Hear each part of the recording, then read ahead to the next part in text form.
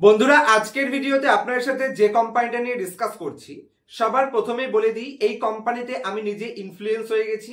কারণ কোম্পানিতে very recently আমার কিছু অ্যাক্টিভিটিস রয়েছে। এই কোম্পানিতে আমার এন্ট্রি নাকি এক্সিট সেটা ডাইরেক্টলি সেবির এগেনস্টে গিয়ে আমি কোনো মতেই আপনাদের বলতে পারবো না, কিন্তু পুরো কোম্পানিটার ইনডেপথ অ্যানালাইসিস ডেফিনেটলি আপনাদের একটা পারফেক্ট ডিসিশনে পৌঁছে দিতে হেল্প করতে পারে। এই কোম্পানিটাকে সিলেকশন করার পিছনে মেইন রিজন, এই কোম্পানি অতীতেও নিজের ইন্ডাস্ট্রির মার্কেট লিডিং পজিশনে ছিল। ভেরি রিসেন্টলি কোম্পানি যেহেতু বটম লাইন মেনটেন করতে সক্ষম হচ্ছে না, মানে শর্ট টার্মে কোম্পানি যেহেতু বিজনেসের স্ট্রাকচারাল শিফটিং করেছে, ইন্ডিয়ার ডাটা সেন্টার, ইন্ডিয়ার এআই, ইন্ডিয়ার ইভি সেক্টর এবং ব্যাটারি স্টোরেজ সিস্টেম, এই ইন্ডাস্ট্রিতে বড় পরিমাণে company giga corridor setup plan করছে, যে কারণে রিসেন্টলি কোম্পানির প্রফিটেবিলিটিতে কিছুটা প্রবলেম এসছে। আর এটাই একটা অপরচুনিটি, যে কোম্পানির লং টার্ম গ্রোথ স্টোরির জন্য আপনি লং টার্মের জন্য খুঁজছেন, আমার মনে হয় এই কোম্পানিটাকে অবশ্যই আপনারা অ্যানালাইসিস করতে পারেন। এবং আপনাদের অ্যানালাইসিসে সহযোগিতা করার জন্য আমি ইনডেপথ প্রেজেন্টেশন এই ভিডিওতে আপনার সাথে রাখছি। আমার তরফ থেকে কোনো ধরনের বাই অথবা সেল রিকমেন্ডেশন নয়। আপনারা অনেকেই ডাটা সেন্টার স্পেসিফিক কোম্পানি খোঁজেন, তো এই কোম্পানিটাকে প্রক্সি প্লেয়ার হিসেবে ইউজ করা যায়। আপনারা অনেকেই ইন্ডিয়ার ইভি ইন্ডাস্ট্রিতে বা ইন্ডিয়ার টু হুইলার বা ফোর হুইলার ইন্ডাস্ট্রিতে এন্ট্রি নিচ্ছেন, তো সেক্ষেত্রে এই কোম্পানিটাকে প্রক্সি প্লেয়ার হিসেবে যদি আপনি ইউজ করেন, আমার মনে হয় ডাইরেক্টলি ইন্ডিয়ার এআই সেক্টর বা data centre sector, battery storage sector বা ইভি, তার তুলনায় এই প্রক্সি প্লেয়ারটা আপনাদের অনেক বেশি বেটার বেনিফিশিয়ারি হতে পারে। তো চলুন, খুব বেশি অ্যাডভান্স পয়েন্টস বলবো না, এক এক করে কোম্পানিটিকে কেন সিলেকশন করেছি। যেহেতু আমার হাতে একটু শর্ট টাইম রয়েছে, যে কারণে স্ট্রাকচারাল বেসিসে আমি ভিডিওটাকে হয়তো তৈরি করতে পারবো না, তা আমি চেষ্টা করব যতটা প্রফেশনালি ভিডিওটাকে ম্যানেজ করা যায়। সবার প্রথমে কোম্পানিটার যদি আমি মেন স্ট্রাকচারাল শিফটের কথা বলি, কেন এই কোম্পানিটা আদার্স কোম্পানি কেন নয়, কারণ company very recently EV charging স্টেশনে ইন্ডিয়ার নাম্বার 1 প্লেয়ার হতে চাইছে এবং company lithium ion cells manufacturing এ নাম্বার 1 পজিশনে যেতে চাইছে, যেখানে কোম্পানি টোটাল 16 গিগাওয়াট, যেখানে যদি আপনি ইন্ডিয়ার টপ লেভেল যদি আপনি রিলায়েন্সের দেখেন অথবা যদি আপনি এক্সাইড ব্যাটারি কোম্পানির ক্যাপাসিটি দেখেন, দুটো কোম্পানির ক্যাপাসিটি যদি আপনি এক করেন সেটা হচ্ছে 14 গিগাওয়াট। আর সেখানে এই কোম্পানি একা ভেরি রিসেন্টলি একদম ফ্রেশ নতুন করে 16 গিগাওয়াটের প্ল্যান্টের ক্যাপাসিটি তৈরি করছে, যেটা কোম্পানি গিগা ফ্যাক্টরি নাম দিয়েছে। এই যে কোম্পানিটা নিয়ে ডিসকাস করছি, এই কোম্পানিটা নিয়ে আমার পুরোনো চ্যানেলে ইনডেপথ 30 মিনিটের ভিডিও তৈরি আছে। তো এই ভিডিওটা যেহেতু অতিরিক্ত লম্বা করব না, আমি খুব শর্ট পয়েন্টসে ডিসকাস করব। আরো ডিপে যদি জানতে ইচ্ছা করে, অবশ্যই এই ভিডিওর নিচে ডেসক্রিপশনে আমি পুরোনো ভিডিও লিংক দিয়ে দেবো, আপনারা আরো ভালোভাবে জানতে পারবেন যদি জানতে আপনাদের ইচ্ছুক থাকে, যদি আগ্রহ থাকে আরো ডিপে জানার জন্য। আর এই কোম্পানি এনার্জি স্টোরেজ সেগমেন্টে একটা গিগা ম্যানুফ্যাকচারিং ফেসিলিটি ওপেন করছে। আর এই সবকটা ইন্ডাস্ট্রি মানে ইন্ডিয়ার ডাটা সেন্টার এবং আর্টিফিশিয়াল ইন্টেলিজেন্স বা আদার্স ইন্ডাস্ট্রিগুলোতে প্লে করতে গেলে এই কোম্পানিকে কেন প্রক্সি প্লেয়ার হিসেবে ইউজ করা যায়, চলুন আমি স্ক্রিন শেয়ারের মাধ্যমে আপনাদের একটা ডাটা দেখাই। তো আশা করছি আপনারা আমার স্ক্রিনটি দেখতে পাচ্ছেন। যদি আপনি ডাটা সেন্টারকে প্লে করতে চাইছেন, তাহলে এই প্রত্যেকটা জিনিসের ডাটা সেন্টারে ইউজ হয়ে থাকে। আপনি যদি এআই কে প্লে করতে চাইছেন বা ব্যাটারি প্যাকে ইউজ করতে চাইছেন বা ব্যাটারি স্টোরেজ সিস্টেম বা ইভি, প্রত্যেকটা জায়গাতে কিন্তু এই ম্যাটেরিয়ালগুলো ইউজ হয়ে থাকে। এটা একটা সিক্লিক্যাল বেসিসে কাজ করে, মানে একদম এন্ড ইউজার পর্যন্ত যদি আপনি যান, energy storage capacity power station বসানোর জন্য এই প্রত্যেকটা ম্যাটেরিয়াল ইউজ হয়। আর এই কোম্পানি সেই ম্যাটেরিয়ালগুলোকে তৈরি করে। যেরকম যদি আপনি কোনো পাওয়ার সেলস তৈরি করতে চাইছেন, যে কারণে আপনাকে ইলেকট্রাইট ম্যাটেরিয়াল প্রয়োজন হবে, আর এটা ইউজ করে আপনি ব্যাটারি সেল তৈরি করছেন। আর অনেকগুলো ব্যাটারি সেল থেকে একটা মডিউল তৈরি হয় এবং সেই মডিউল অনেকগুলো মডিউলকে এক জায়গায় করে একটা ব্যাগে ভরে সেই যে প্যাকেজটা তৈরি হয় সেটাকে আমরা বলছি ব্যাটারি প্যাক। আর এই কোম্পানি, যে কোম্পানি নিয়ে আজকে ডিসকাস করছি, এই কোম্পানি ব্যাটারি প্যাক সিস্টেমে গিগা করিডোর ওপেন করার চেষ্টা করছে এবং অনেকগুলো ব্যাটারি প্যাক মিলিয়ে একটা ব্যাটারি ক্লাস্টার তৈরি হচ্ছে। আবার অনেকগুলো ব্যাটারি ক্লাস্টারকে একত্র করে একটা বিশাল বড় সেটাকে ক্যাপাসিটি তৈরি করা হয়, যেটাকে আমরা বলছি ব্যাটারি এনার্জি সিস্টেম বা high voltage battery energy system. আর অনেকগুলো ব্যাটারি ভোল্টেজ সিস্টেমকে একটা কন্টেনারের মধ্যে যদি আপনি ভরে দেন, সেটা দিয়ে তৈরি হয় এনার্জি স্টোরেজ কন্টেইনার। আর এনার্জি স্টোরেজ কন্টেইনার এর মধ্যে এনার্জিকে স্টোর করা হয়ে থাকে। মানে ইন্ডিয়াতে রিনিউয়েবল এনার্জি স্টোরেজের ডিমান্ড কিন্তু ভবিষ্যতে হিউজ পরিমাণে বাড়তে চলেছে। কেন? কারণ যদি আপনি ইভি চার্জিং স্টেশন বসান তার জন্য প্রয়োজন রয়েছে। আপনি যদি ডাটা সেন্টারের ব্যাকআপ আপনার প্রয়োজন হয়, যেখানে ইন্ডিয়াতে বর্তমানে 65 থেকে 70% ডাটা এখনো কিন্তু গ্লোবাল মার্কেটে ইউকে অথবা ইউনাইটেড স্টেটের মতন জায়গাতে স্টোরেজ হচ্ছে, যেটা ইন্ডিয়ান ইকোনমির জন্য রিস্কি, কারণ ইন্ডিয়ার ডেটা ইন্ডিয়ার বাইরে চলে যাচ্ছে। ভবিষ্যতে এগুলোকে যখনই ইন্ডিয়া ড্রিভেন করা হবে, এবং অলরেডি সেন্ট্রাল গভর্নমেন্ট কিন্তু বেশ কিছু পলিসি রিলিজ করে দিয়েছে যে ইন্ডিয়ার ডাটা ইন্ডিয়াতেই স্টোরেজ করা হবে, আর বাম্পার লেভেল কিন্তু ক্যাপেক্স হচ্ছে প্রত্যেকটা কোম্পানিতে। রিলায়েন্স থেকে শুরু করে আদানি থেকে শুরু করে প্রত্যেকটা কোম্পানি এই ব্যাটারি কি বলে ডাটা সেন্টারের উপর কিন্তু প্রেসার দিচ্ছে। আদানি এবছরে 75,000 কোটি টাকা ডাটা সেন্টারের উপর খরচ করবে বলে প্রমিস করেছে। রিলায়েন্স ইন্ডাস্ট্রিজ এবং তার সাথে মেটা এরা জয়েন্ট ভেঞ্চারে ইন্ডিয়াতে গিগা ফ্যাক্টরি ওপেন করছে, মানে actually giga set up open করছে। তো এই প্রত্যেকটা জায়গাতে কিন্তু ব্যাটারি স্টোরেজের প্রয়োজন হয়, আর ব্যাটারি স্টোরেজ কিন্তু যে কেউ তৈরি করতে পারে না, এর জন্য টেকনোলজিক্যাল সাপোর্ট আপনার প্রয়োজন রয়েছে। আর যে কোম্পানিটা নিয়ে আজকে ডিসকাস করছি, এই কোম্পানি শুধু ডোমেস্টিক প্লেয়ারে নয়, মানে গ্লোবাল মার্কেটেও কিছু জায়েন্ট প্লেয়ারদের সাথে জয়েন্ট ভেঞ্চারে কাজ করছে। আমি কিছু ডেটা এখানে অ্যাড করে রেখেছি, আমি আপনাদের বলে দিচ্ছি যে কোম্পানি কার সাথে কাজ করছে। এই company global technology giant Johnson কন্ট্রোলের সাথে 2 ডিকেটসে একসাথে কাজ করছে জয়েন্ট ভেঞ্চারে, এবং যেটা শুধু ডোমেস্টিক মার্কেটে নয়, চাইনিজ মার্কেট, কোরিয়ান মার্কেটের একত্র করে যে মানে পেটেন্ট প্রোটেক্ট প্রোডাক্টগুলো তার এক্সেস কিন্তু এই কোম্পানির কাছে আছে।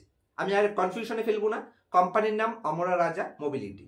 এই কোম্পানির এর আগের বছরে যদি আপনি নাম দেখতেন তাহলে কোম্পানির নাম ছিল অমরা রাজা ব্যাটারি। সেখান থেকে কোম্পানি যেহেতু বিজনেসকে শিফট করেছে, তো কোম্পানি এখন কোম্পানির নাম রেখেছে অমরা রাজা মোবিলিটি এবং স্টোরেজ সিস্টেম।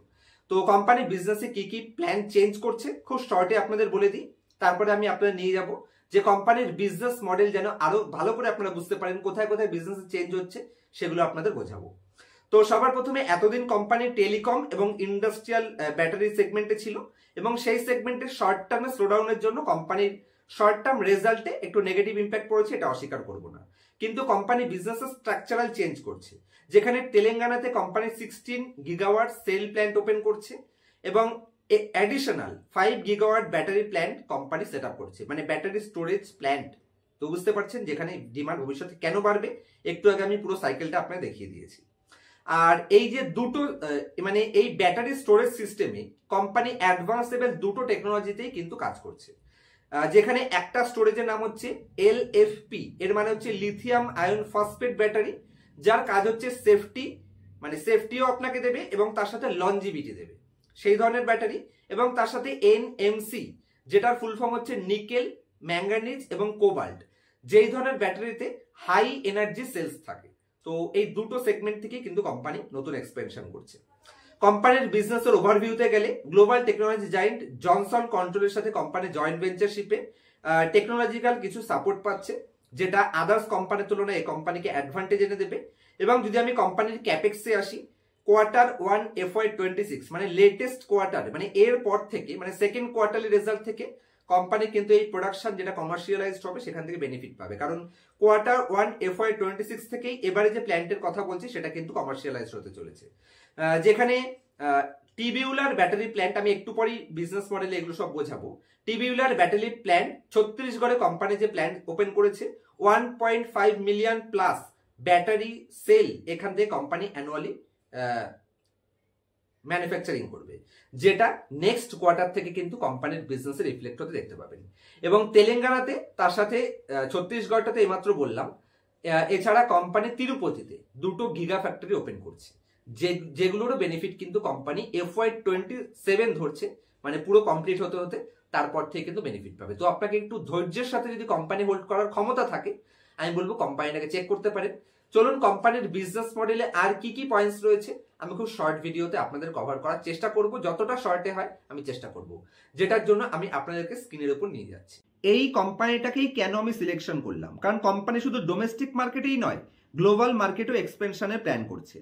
যদি আমি কোম্পানির গ্রোয়িং এখানে ফুটপ্রিন্টের কথা বলি, তাহলে বর্তমানে কোম্পানি টোটাল 60খানা কান্ট্রি থেকে বিজনেস রান করছে, যেখানে 2030-এর মধ্যে FY30-র মধ্যে কোম্পানি এটাকে 60 থেকে 80+ কান্ট্রিতে নিয়ে যাওয়ার টার্গেট রাখছে।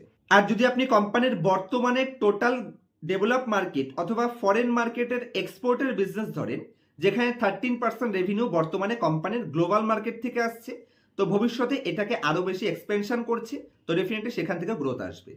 নেক্সট ডেটাতে এই ইন্ডাস্ট্রিটার আউটলুক কি আছে, লং টার্ম গ্রোথ ড্রাইভার্স কি আছে, সেই পয়েন্টসগুলো আমি আপনাদের বোঝানোর চেষ্টা করছি।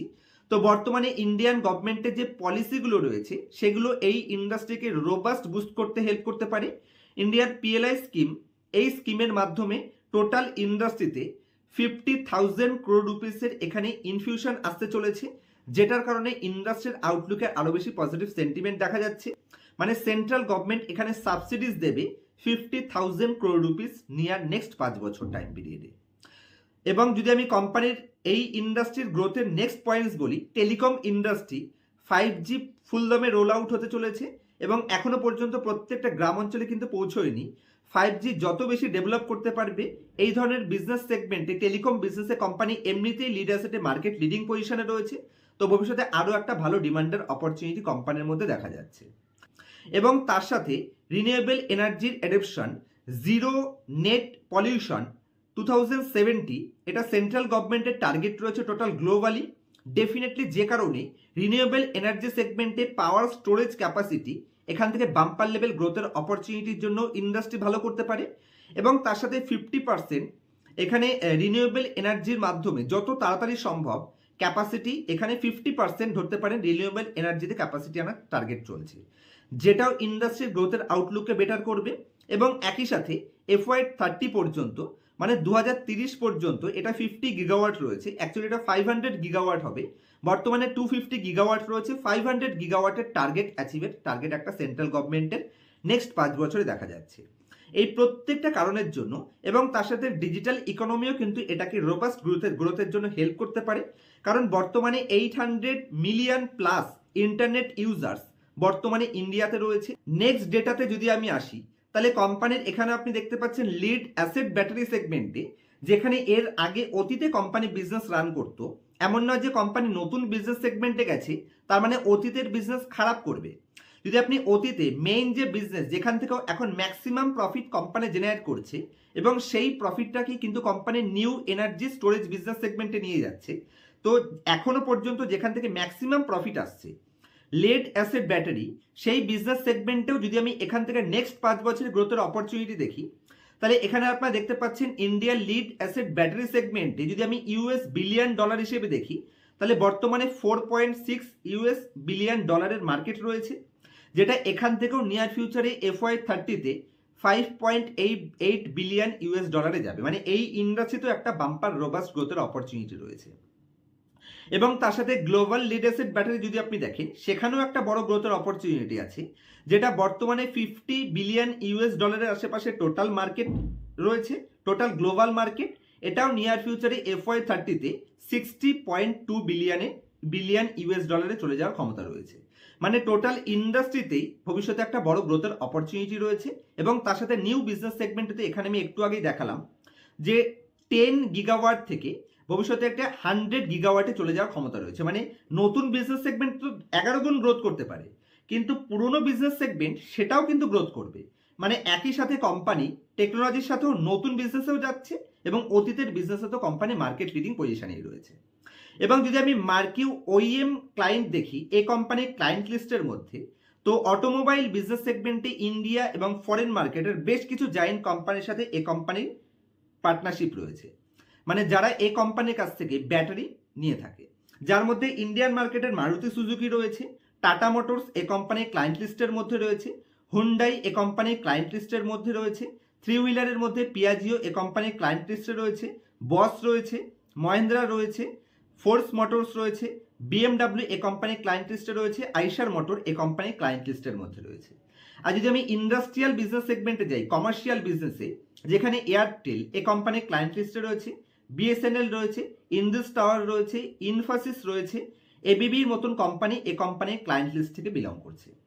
এবং তার সাথে মোবিলিটি বিজনেস সেগমেন্টেও যদি আপনি দেখেন, তাহলে মোবিলিটি বিজনেস সেগমেন্টেও কোম্পানি কাজ করছে, পিয়াজিও এই কোম্পানির লিস্টে রয়েছে, মহিন্দ্রা রয়েছে, BSNL রয়েছে। এই ধরনের কোম্পানিগুলোর সাথে কিন্তু কোম্পানি ওইএম বিজনেস সেগমেন্টে ক্লায়েন্টে এই কোম্পানি ক্লায়েন্টে রয়েছে। তো ডেফিনেটলি টোটাল বিজনেস সেগমেন্টে আপনি নিউ এনার্জি বিজনেস দেখেন অথবা কোম্পানির লেড অ্যাসেট বিজনেস সেগমেন্ট দেখেন, দু জায়গাতেই কোম্পানির কাছে একদম গ্রেট লেভেলের বড় বড় ক্লায়েন্ট বেস রয়েছে। চলুন এবার নেক্সট পয়েন্টে, যদি আমি কোম্পানির ক্যাপাসিটি আপডেট প্রজেক্টের মধ্যে লিড অ্যাসেট ব্যাটারির দুটো পয়েন্টস আপনাদের আইডেন্টিফাই করে দেখাই, যার মধ্যে কোম্পানির ব্যাটারি রিসাইক্লিং প্ল্যান্ট, এখানে লেফট সাইডে যে ডেটাটা দেখতে পাচ্ছেন ব্যাটারি রিসাইক্লিং প্ল্যান্ট ইন তেলেঙ্গানাতে, এটা এখানে কোম্পানির যদি আমি একটা পয়েন্টস দেখাই, এই ব্যাটারি রিসাইক্লিং বিজনেস সেগমেন্টে কোম্পানির এখানে advance greenfield lead acid battery company এখানে recycling plant 1.5 lakh per annum phase 1 phase 2তে কোম্পানির এই ডেটা রয়েছে। আর যদি আমি কোম্পানির এখানে মানে টিউবুলার ব্যাটারি প্ল্যান্ট ছত্তিশগড়ে দেখি, যেখানে সবার প্রথম পয়েন্টসে আমি এখানে আইডেন্টিফাই করে রেখেছি 1.5 মিলিয়ন প্লাস ব্যাটারির পার অ্যানামের কোম্পানির এখানে টার্গেট রয়েছে। আর একদম লাস্ট পয়েন্টে আপনারা দেখতে পাচ্ছেন Q1 FY26 থেকে কোম্পানি এটাকে প্রোডাকশন কমার্শিয়ালাইজ করার প্ল্যান করছে। তো ডেফিনেটলি নিয়ার ফিউচারে কেন কোম্পানি গ্রোথ করতে পারে বেশ কিছু পয়েন্টস আপনারা বুঝতে পারছেন।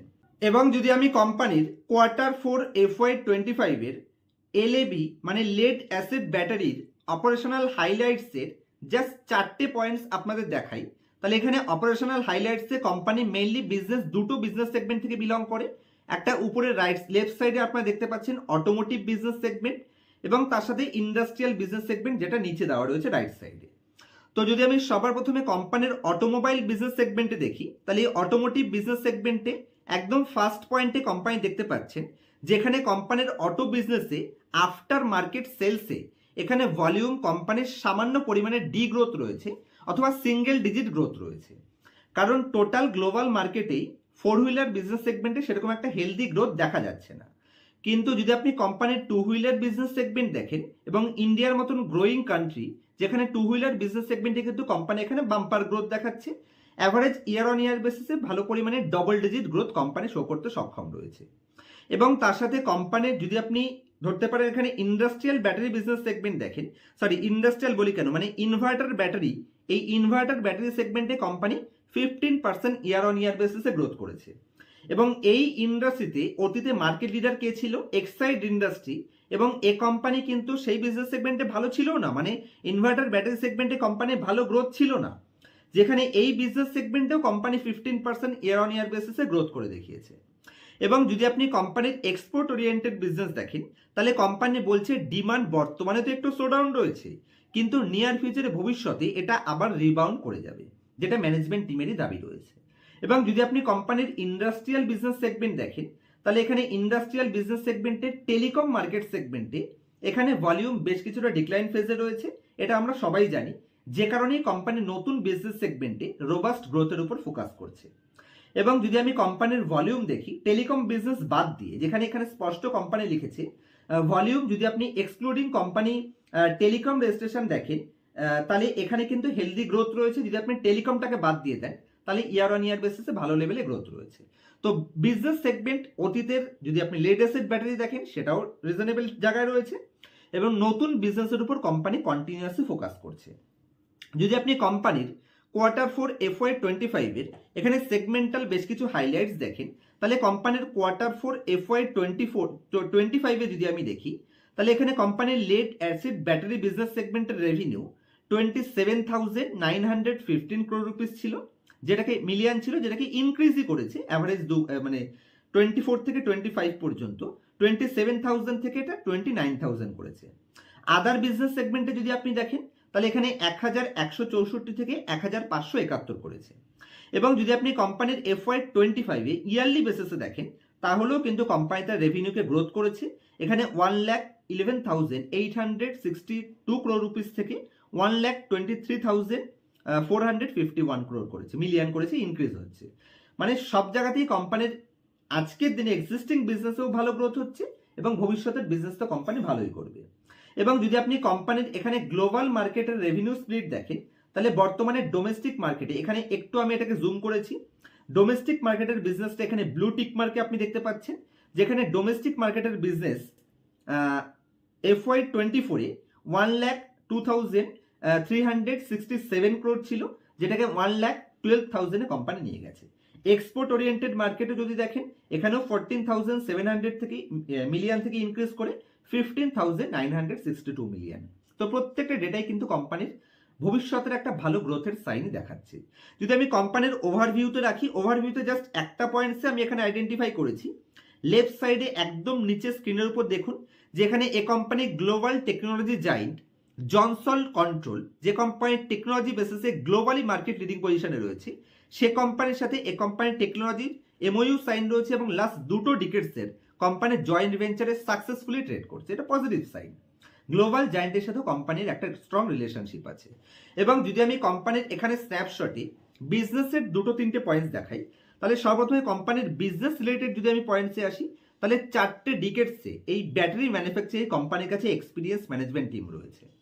এবং যদি আপনি কোম্পানির ডেটা সেন্টার অথবা টেলিকম বিজনেস দেখেন, এই দুটো ইন্ডাস্ট্রিতে কোম্পানি মার্কেট লিডিং পজিশনে রয়েছে।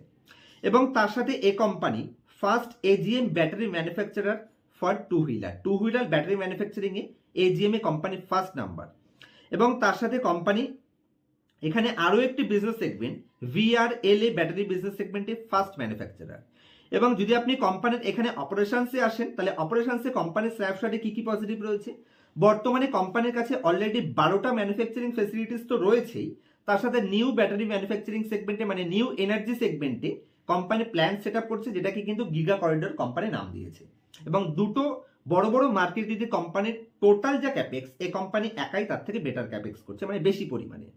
এবং তার সাথে এই কোম্পানি যদি আপনি এক্সপোর্টিং বিজনেস সেগমেন্টে দেখেন, তাহলে বর্তমানে 60খানা কান্ট্রি থেকে কোম্পানি বিজনেস করছে, ভবিষ্যতে একটা 80খানা কান্ট্রিতে নিয়ে যাওয়ার টার্গেট রয়েছে। তো এই হচ্ছে কোম্পানির বিজনেস মডেল অ্যানালাইসিস।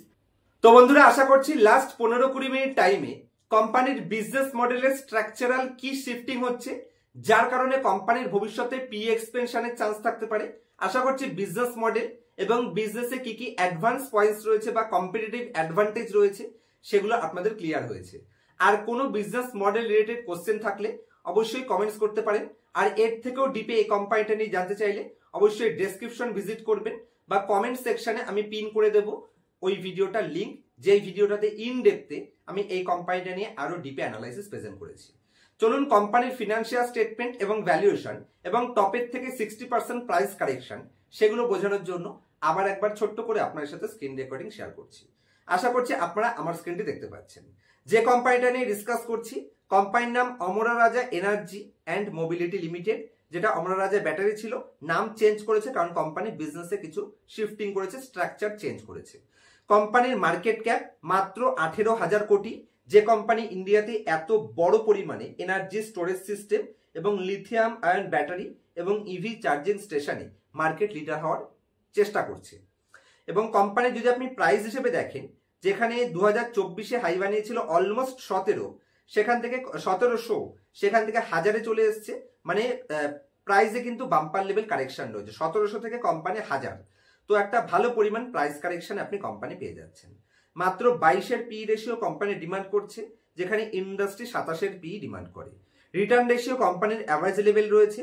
এবং এই যে পুরো এক্সপেনশন কোম্পানি করছে, সমস্ত কিছু কোম্পানির debt free 0.04 debt to equity maintain করে করছে। তার সাথে 1% ডিভিডেন্ড ইল্ডও কোম্পানি প্রোভাইড করছে। প্রফিট অ্যান্ড লস স্টেটমেন্টে লাইফ টাইম হাইস্ট রেভিনিউ রয়েছে এবং কন্টিনিউয়াসলি কোম্পানির রেভিনিউতে ইনক্রিজ দেখা যাচ্ছে। কোম্পানির এই নেগেটিভ সেন্টিমেন্টের মধ্যেও, এত বড় ক্যাপেক্সের মধ্যেও কোম্পানি যদি অপারেটিং প্রফিট মার্জিন দেখেন, এখানে সেরকম পরিমাণে কোনো রিডিউস নেই, স্টেবল পজিশনে মেনটেন করছে।